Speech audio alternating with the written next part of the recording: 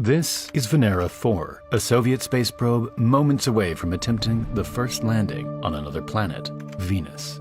At the time, very little was known about this mysterious planet, but scientists believed that under its thick layer of cloud was a world not too different from Earth, with a similar one-bar atmosphere and Earth-like temperatures.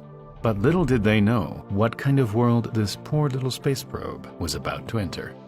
As it hit the atmosphere at 40,000 kilometers per hour, its parachute deployed and the antenna started sending back data. At first, the atmospheric pressure was similar to Earth's, and the temperature was around 30 degrees. But as it descended further into the atmosphere, the readings started to go crazy. 1 atmosphere quickly became 10, 10 became 20, and the temperature was well over 200 degrees, when suddenly, the space probe cracked open and all communication was lost. The last bit of data it sent back revealed an atmosphere that was 22 times thicker and 250 degrees hotter than Earth. But now that the Soviets knew just how harsh Venus really was, they were even more determined to get there. The early space probes had a relatively simple design. The lander was a 1-meter wide titanium sphere, pressurized inside to around 25 atmospheres. It had a handful of scientific instruments to analyze the atmosphere and a battery to power it during descent. The lander had no thrusters and instead used its own drag and a series of parachutes to bring it down to the ground.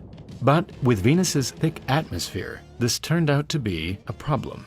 Instead of quickly falling through the atmosphere in a matter of minutes, Venera 4 hit the atmosphere like a brick wall and quickly slowed down to just 18 kilometers per hour, much slower than expected. This meant that the spacecraft had to endure 90 minutes inside Venus's atmosphere, constantly being exposed to the heat and pressure until it was crushed. The Soviets realized that once they entered Venus's atmosphere, time was limited, and so they would have to pass through the atmosphere before it had time to crush or melt the lander. In order to reach the surface of Venus before being destroyed, the Soviets redesigned the space probe to make it fall through the atmosphere more quickly. They added a cord to the parachute that would stop it from opening, allowing Venera to fall much faster. It was made of a material that would melt at 200 degrees, and so the parachute wouldn't open until the probe was much closer to the surface. Since the pressure on the surface was still unknown, the engineers went overkill with Venera's protection. The walls were 2 times thicker, and the space probe could now withstand a pressure of 180 atmospheres. The Soviets were ready to put Venera 7 through hell. As it hit the atmosphere, the lander slowed all the way down and deployed its parachute. The cord did its thing and allowed the space probe to quickly fall through Venus's thick atmosphere. The probe was now much closer to the surface than any of the previous missions, until, with just 3 kilometers to go, the parachute tore itself apart, and the probe started plummeting to the ground, slamming into the surface at 60 kilometers an hour. The Soviets had another failure on their hands. Or so they thought. A few weeks later, when reviewing the data, they noticed that a very weak signal had actually been transmitting for 23 minutes after the lander hit the surface.